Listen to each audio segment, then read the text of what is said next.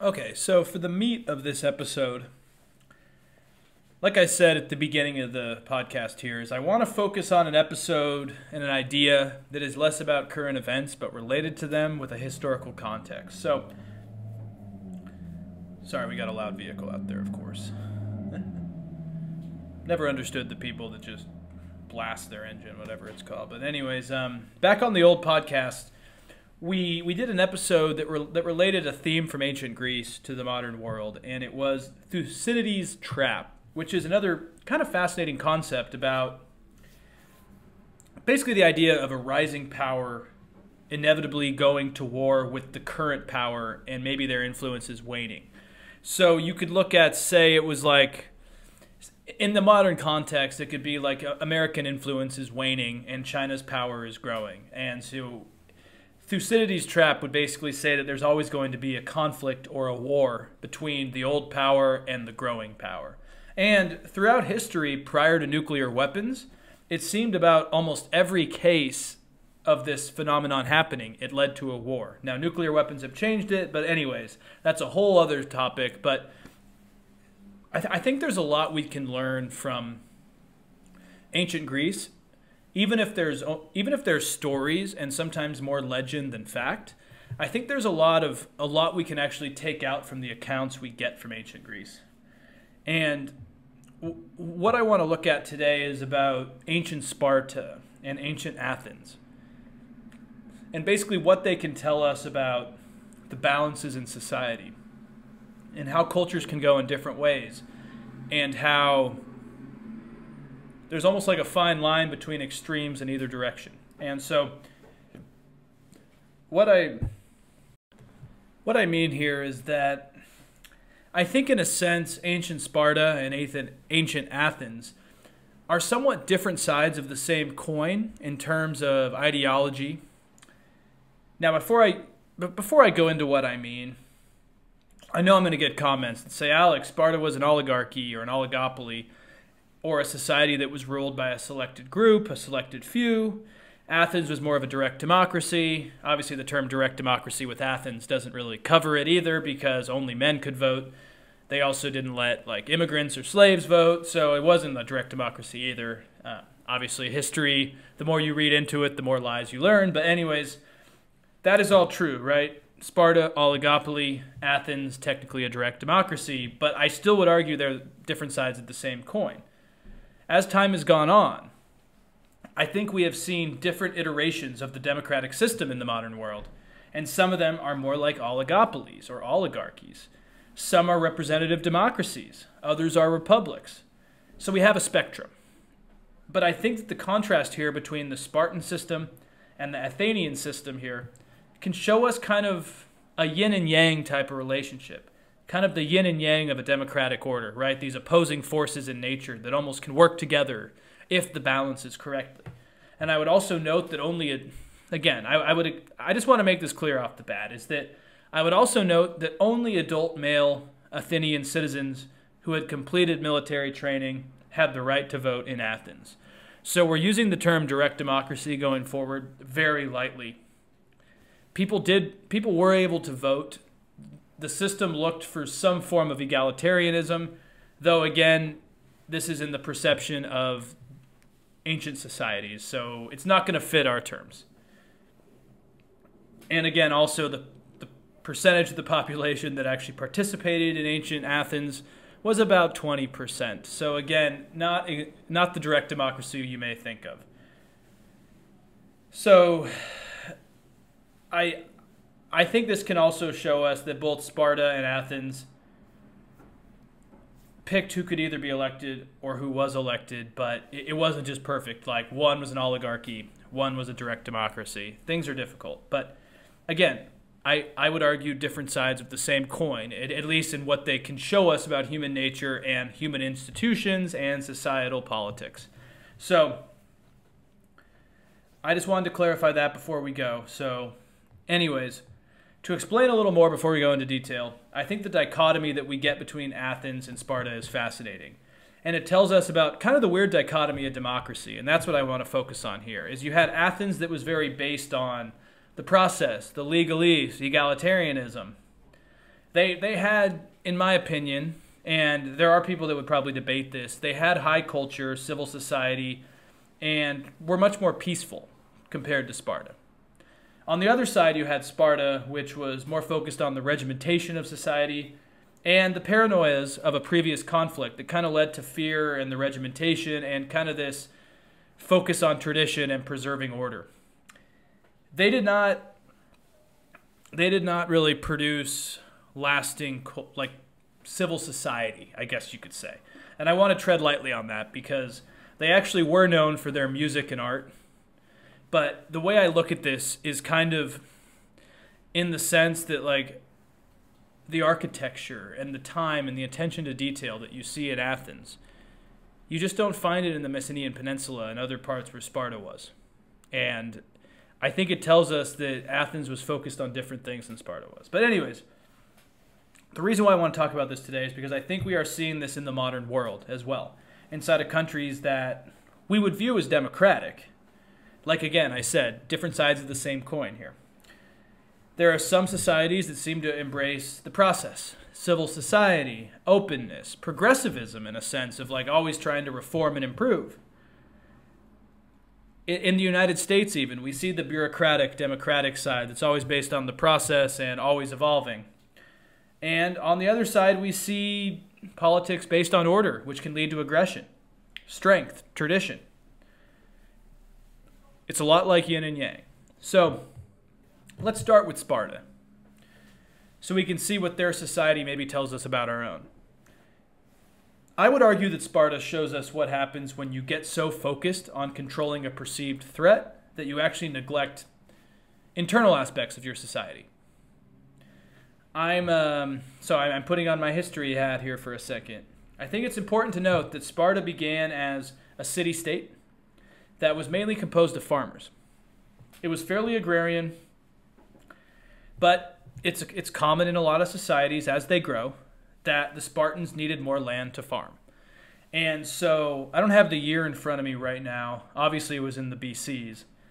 But basically, the Spartans realized they needed more land to continue farming and producing at the caliber they needed. And so they invaded their neighbors, the Mycenaeans. And by the way, I was actually supposed to go to that region in April of 2020 with my dad. We had the whole trip planned out. It was going to be phenomenal. As you guys know, a little thing happened in spring 2020 that did not allow us to go, but I do hope to go one day because the history and the landscape and everything is just calling me. Anyways, so the Spartans invaded Mycenae. There was a long war, and after this, they finally conquered Mycenae in not 17. But the problem is, they actually really weren't able to thrive for a long time. So they basically made the Mycenaeans their slaves, like everyone at the time seemed to do in Greece, including the Athenians. And something interesting happened, though, is that the Spartans created a society that obviously oppressed and enslaved the Mycenaeans, but the Mycenaeans had a 10-to-1 ratio in size to the Spartans. So the Spartans were outnumbered by the Mycenaeans, but they had used force and domination to make sure that they stayed in their place, basically. And of course, the Spartans over time saw the writing on the wall that they were going to have issues controlling the Mycenaeans, who were always ready to revolt and outnumbered them at a 10-to-1 scale. And eventually, the Spartans would just treat their prisoners brutally, and they created a stratified system. And the Mycenaeans rose to revolt against the Spartans in, I believe it was 650 BC. And from what I've found here, doing the research for this, it took about 30 years for the Spartans to finally quell and end this revolt and finally dominate the Mycenaean slaves for good. And 30 years, to put that into perspective, that's a lot of time. That is a lot of time. And it seems like it traumatized and changed the Spartan society. Something I found on this is that it says the revolt changed Sparta forever, and that the Spartans felt like they had to control the Mycenaeans. And from what I've gathered over this period, in the time that they first invaded Mycenae, and then went to controlling and subjugating them, quelling revolutions, etc., over this period, they changed from an agrarian society into quite a paranoid and fearful society that decided to ensue and instill structure, order, and regimentation into their society because they were always preparing for future attacks by the Mycenaeans. So they went from an agrarian society to a militaristic society that was always focused on making sure you're ready for something. It changed them. And 30 years will change someone if you're fucking getting, excuse my language, if you're getting attacked and you're always worried about these issues. And so they built a strong army, which every male Spartan had to join. There was a focus on staying physically in shape until you were 60. And I guess my main takeaway is that fear can really change a society. And this is where we get to see the Spartan society that I think people now envision today. I will note that they did trade with other city-states, so it wasn't like they were just isolated and fighting with everyone. Also, women actually had quite a high status in Spartan politics compared to Athens, actually, which is something quite interesting. But they also had this class of slaves who were conquered. But the civilization, or the Spartan society, I guess is better to say it, was ruled by two hereditary kings, equal in authority, and military service and loyalty to the state were key, right? And this creates this regimentation, I think, that we even see in some modern, more authoritarian societies, is the idea of staying healthy, staying strong, putting the state above everything, and imperial goals.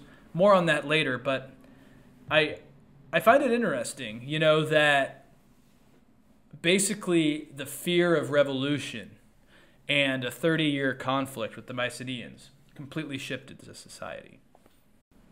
Moving on to Athens for a second here, our other kind of side of the coin of this society is the citizens of Athens basically decided matters of the state or the city-state in what was called the Assembly of the People. And it was mainly the principal apparatus, organ, whatever you want to call it, of the Athenian democracy. And, I can't say it enough here, is that Athens was not a direct democracy. About 20% of the population voted. They had slaves that couldn't vote. The people that could vote were men. It was a homogenous society. Women were seen as meant to stay at home and take care of the family. So in some ways, Sparta actually had more of an egalitarian society. But the difference is that Athens at least saw the writing on the wall and saw the importance of a representative democracy that was isolated and separated from wealth and elitism. And something that was interesting is that the government did encourage those eligible to vote to be engaged in the process, and they actually spent a lot of money on resources to do that. And something else that was really interesting is there wasn't this kind of political rot and corruption that we see today. The Athenian elite did live fairly modestly, and I guess wealth and land were not really concentrated in the hands of just a few people, but rather distributed quite fairly across the upper class. Upper class is key. Like I said, not a perfect society, but it wasn't like you had just a few people with power. I think the most fascinating part, too, that I found out about Athens is that many governmental posts in Athens were chosen by lot, which means chosen in a group. And this was to encourage basically patronage and corruption. And so, this is impressive in a lot of ways because this is in the BC era. So this is over, let me think here, probably about 2,700 years ago, more or less. And so, this stuff is impressive when you think about it in that context, is that they could already see the writing on the wall that you didn't want a patronage system, you didn't want corruption, and you wanted the people to be involved in their city-state. And so I think that is important. And again, this is the process and the bureaucratic side that I talk about, which is kind of opposite to what Sparta did. And now again, the system's not perfect, blah, blah, blah. I could go on. But where I want to go back to is kind of my yin and yang discussion here. Both Athens and Sparta had their positives and negatives, right? But both had almost completely different systems that were focused on very different goals. And this is where I see this comparison to our modern world. and how different countries have kind of adopted different systems, right? So even if the Athenian model has its flaws, it was based on the process, creating a system that was accessible to the people that could vote. And I even saw that Athens didn't have a police force for the beginning of its time. So obviously, order, force, and war was not their main issue. Obviously, we know about the Peloponnesian Wars, etc., where they did need forces, obviously. Obviously, this was a brutal world, much more different than we know now, and we may never know. But it was clear that military and order was not the key thought in the Athenian elite's mind. And I think that Athens was kind of able to be involved in these experiments with democracy and art and culture and the development of massive wealth because they were not built on fear. The society was not built on fear. And I think history can really determine how a society looks out at the world around it. And Athens had a very different history, very different upbringing than Sparta after quelling slave revolts for 30 years. And both of these regions of the same ancient Greece looked out at the world in very different ways. And I think that's really important to make clear about this. Now, to paraphrase before we continue, we have Athenian society, which was homogeneous and restrictive over who could vote.